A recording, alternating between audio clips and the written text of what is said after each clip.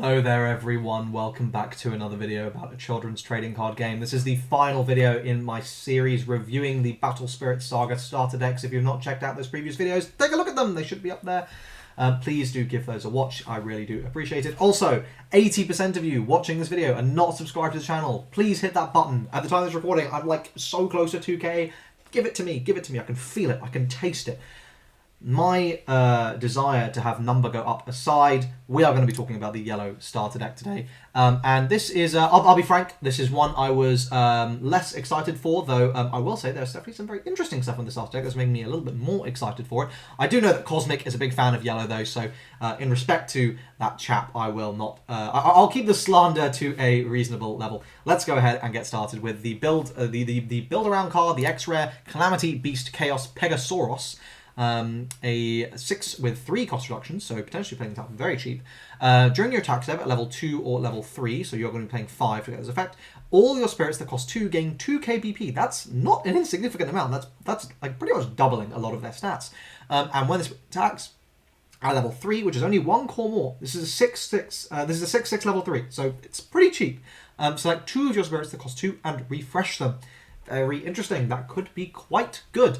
And it's really going to depend on how many 2s you can swarm the board with, but obviously you understand the strategy where, well, the way this deck is going to work is I spam the board with 2s, I make sure my opponent is not going to just be, you know, blocking all my attacks and removing my cards, because then that's going to be a little bit unfortunate if I have nothing to refresh, or I have so many that I don't care, and then I go swing, swing, swing, swing, swing, swing, swing, swing with this, untap the board, swing, swing, swing, swing, swing, and suddenly I win. There is potentially really strong swing ability from this card. Rapier Knight Cat Sith. This is a 3 with a 1 cost reduction to play it for 2. When summoned, reveal the top 2 cards of your deck. Add all cards that cost 2 from the reveal cards to your hand and discard any remaining cards. So potentially a +0, potentially a +2 for a 2 cost, essentially, if you're playing this with anything on the board. I think that's pretty fair. I think this is a good card. Obviously, well, 3 costs because you've got to put a core on it. Ultimately, you care about just having attackers to deal with your opponent's annoying blockers, and this is something that you can play, get any value out of, and then just happily chuck it away, or happily block with it. I think this is a really good card that does exactly what it needs to do. Then we have got Iravata. This is a Elephant Boy, 3 with 1 cost reduction. When destroyed, you may select a spirit card that costs 2 from your trash and summon it. This is really, really good. So yeah, it's a 3, but you get value out of it as a blocker or as an attacker. And remember, there's no summoning sickness in this game, so if your opponent blocks this, it's destroyed.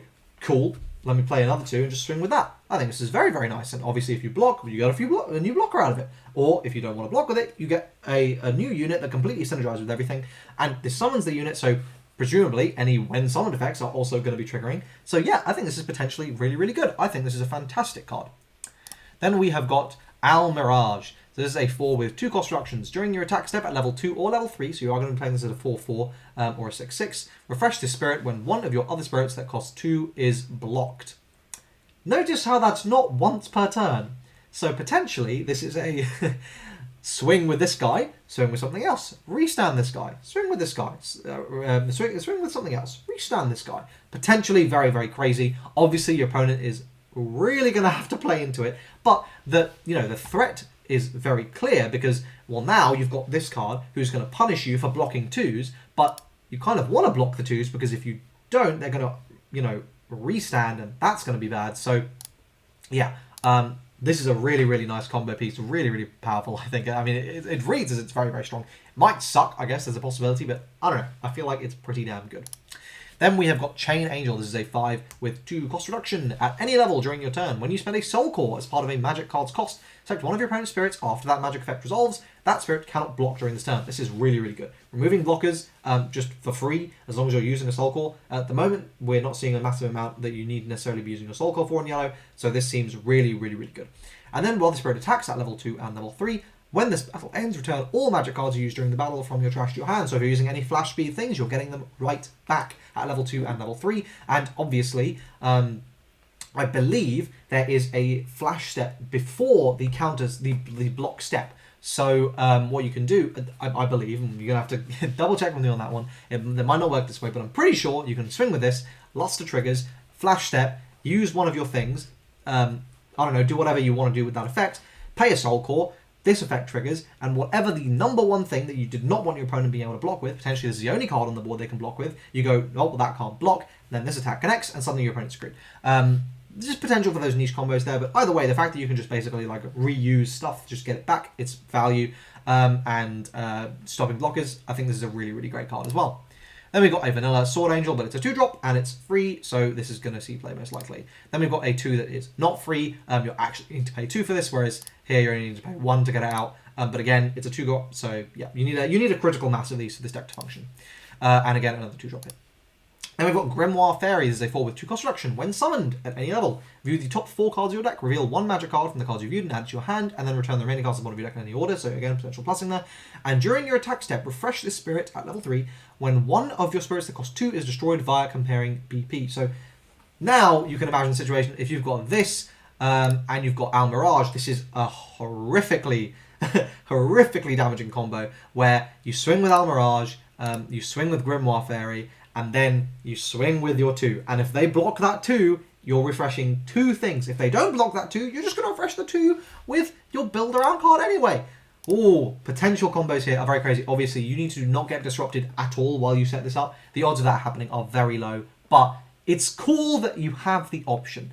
And obviously, potentially getting these magic cards could help as well. Obviously, these need to be level 3, so you are going to be playing it as a 5/5.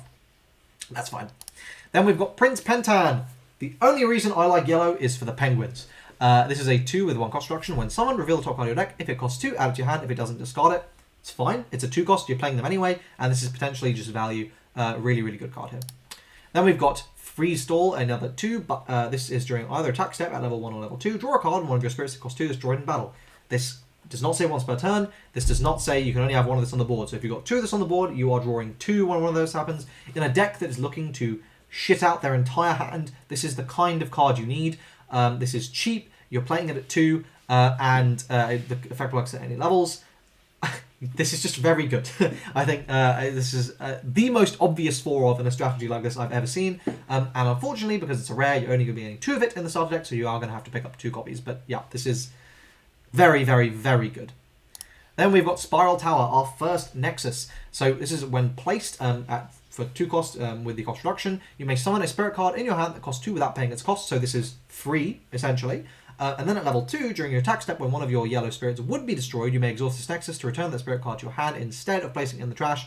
The fact that this is any yellow spirit means you can potentially save anything is so good. For only 2 cores onto this, I think this is a really, really powerful card, and you're just going to like be able to spam them, right? And that could get so crazy later on in the game if you've got 2, 3, 4 of these out. That's 2, 3, 4 of these where your 2-drop gets popped. Okay, no worries, seeing as I've spammed them out for free anyway, I'll just bounce them all back and the next turn just play them out again.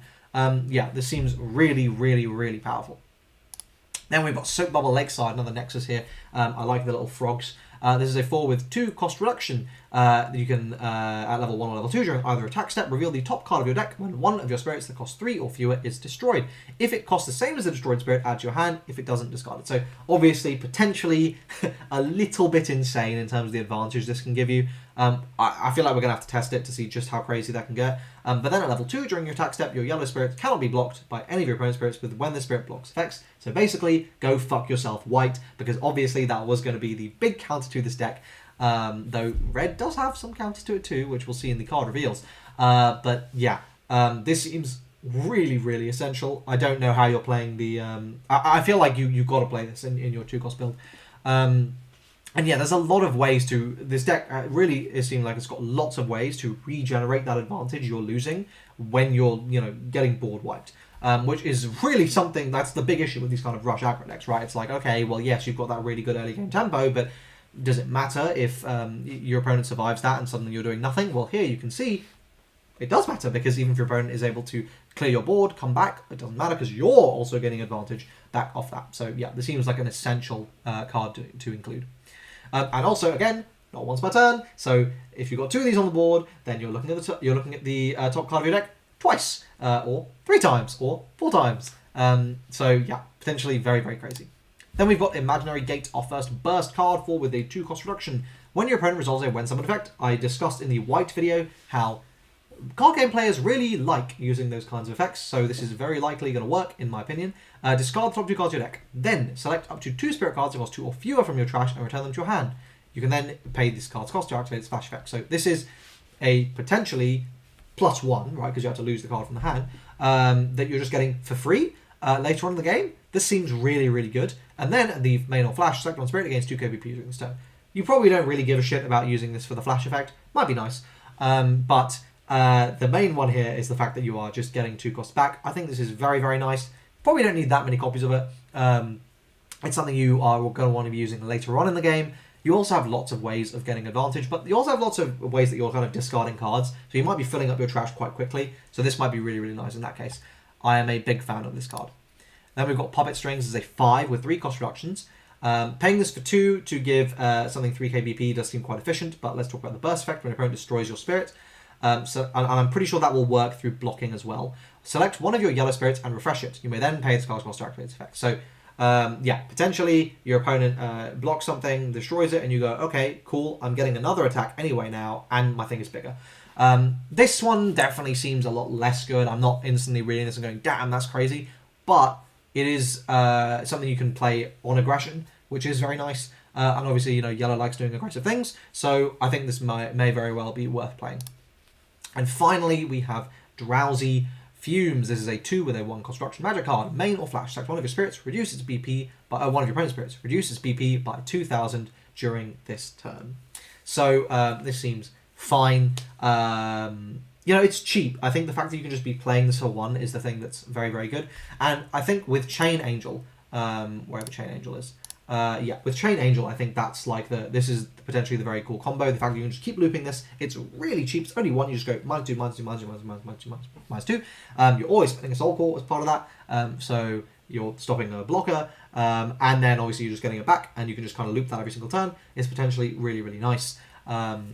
That's like the most obvious combo for me, being very, very cheap. But yeah, overall, I definitely think that the yellow starter is looking a lot more fun and interesting than I was expecting it to. I do like, to some extent, this Ooga Booga aggro strategy. It's not one I'm instantly going to gravitate towards, but I definitely will be playing it plenty. And I do think it looks fun. I'm overall really impressed by all of the Battle Spirit Saga starter decks. The power level is very high. These are, I think this is the thing with Battle Spirits though, like in Japan, the power level of the game is just high. So it's not a surprise to see this. Definitely going to be a bit of a learning curve with this game, but I'm super excited to get started. If you enjoyed this video, please do let me know what you think in the comment section down below, and like the video. Join my Discord server, linked in the description. Again, 80% of you not subscribed. Hit the button, subscribe. I'd appreciate it. And that's it. Thanks for watching, and I'll see you guys in the next Battle Spirit Saga video. Cheers.